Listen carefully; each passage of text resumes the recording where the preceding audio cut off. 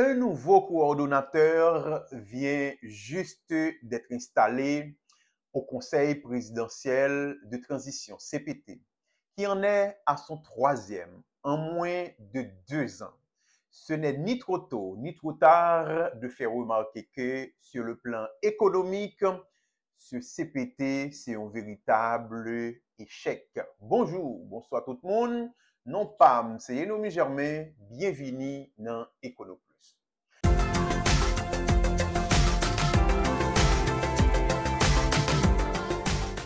EconoPlus, une initiative de ProEco Haïti. L'accord du 3 avril 2024, qui constituait l'acte fondateur du Conseil présidentiel de transition, dans l'article 41 li a signé avec CPTA la mission de redresser l'économie nationale.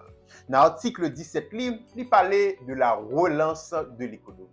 Mais je dis, force est de constater que quel que soit l'élément mobilisé ou quel que soit indicateur que nous considérons, nous prenons compte que le Conseil présidentiel là, sur le plan économique, malheureusement, son véritable échec.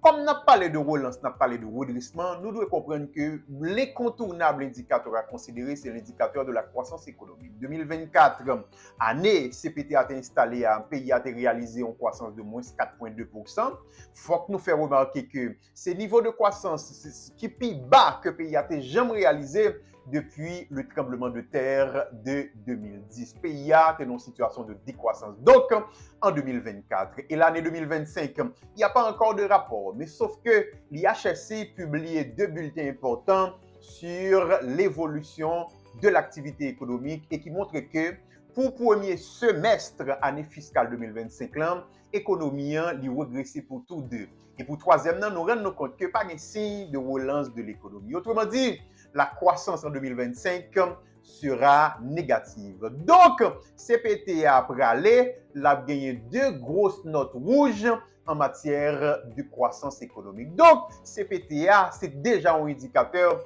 qui montre que il n'a pas réussi à relancer l'économie tel que à 3 avril là, t'es bal mission ça pratiquement. Mais nous regardons un deuxième indicateur important, c'est la question de l'emploi.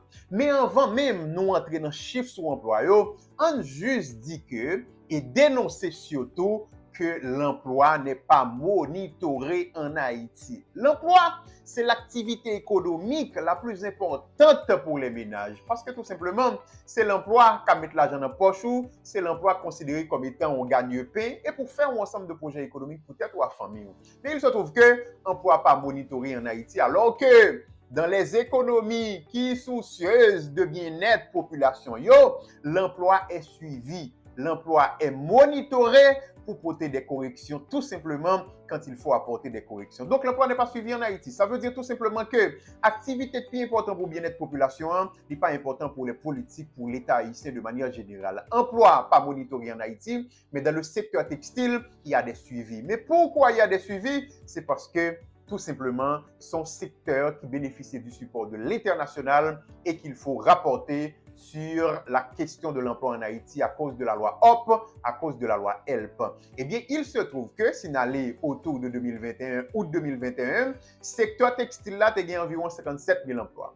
Août 2025, nous passons à 27 000 emplois. C'est-à-dire que nous perdu pratiquement 30 000 emplois sortis 2021 arrivé 2025. Est-ce que le Conseil présidentiel là, l'arrivée pratiquement ajouter un grain d'emploi à la situation ou bien au secteur textile? Aujourd'hui, la réponse est non. Donc là encore, le Conseil présidentiel n'a pas fait bouger les lignes. C'est comme si vous t'avez dit que la situation est détériorée sous lui. Donc au niveau de l'emploi.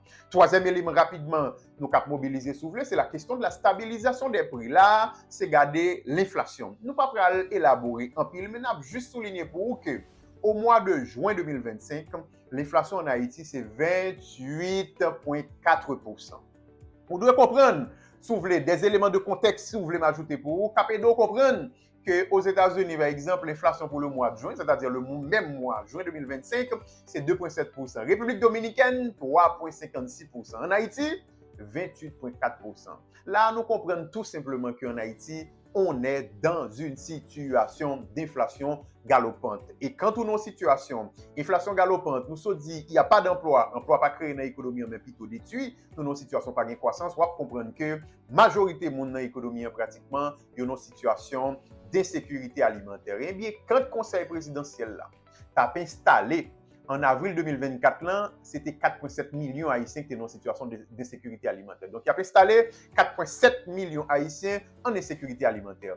Maintenant, il se trouve que troisième coordonnateur a installé, c'est 5,9 millions haïtiens qui sont en situation d'insécurité alimentaire. Autrement dit, le conseil présidentiel a déjà ajouté, si vous voulez me dire comme ça, environ 800 000 personnes en situation d'insécurité alimentaire. Donc là encore, il n'y a pas de redressement, il n'y a pas de relance. Le conseil présidentiel là, il tout simplement échoué dans garantir la sécurité alimentaire dans ce pays. Nous avons mobilisé l'autre indicateur quand on a parlé de questions de sécurité alimentaire. Nous avons regardé la sécurité de manière générale. La sécurité aujourd'hui, on le sait bien propre, c'est le véritable goulot d'étranglement en Haïti. Et nous-mêmes dit que la politique économique la plus importante aujourd'hui, c'est la politique de la sécurité. Nous connaissons même déjà avec que, écoutez, il n'y a pas de rétablissement de la sécurité qui d'ailleurs, c'est un pilier pouvoir de transition. Même en passé à l'autre élément encore pour nous comprendre tout qui ça sur le plan économique, le conseil présidentiel à date, son véritable échec. Nous avons regardé la question de l'intégration économique du pays, c'est-à-dire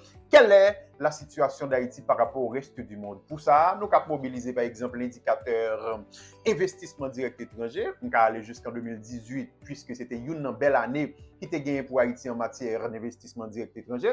En 2018, c'était donc 105 millions et de dollars américains que le pays a été mobilisé à travers les investissements directs étrangers. En 2024, c'est quand même 32 millions et en 2025, je dis, c'est moins de 30 millions. Mais on compte pour qui ça? Toujours gagner au niveau d'investissement direct étranger dans le pays d'Haïti, c'est parce que tout simplement, il y a des réinvestissements. Donc, ce n'est pas de nouveaux investissements qui entrent dans l'économie.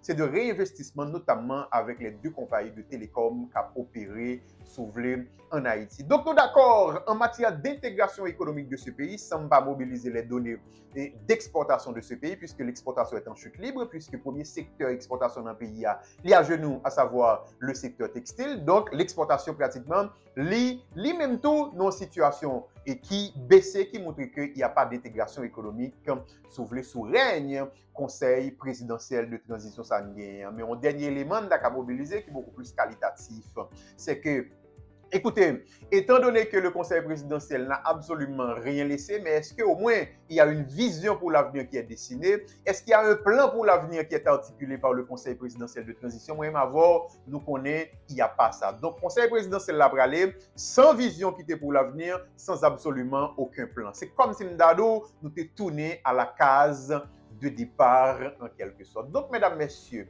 en définitive, conseil présidentiel, ça a son véritable déception pour le pays, mais une déception pour l'économie nationale. Donc, le passage de ce CPT n'aura été un simple événement politique sans réelle utilité pour ce pays souffrant. Mesdames, messieurs, merci beaucoup.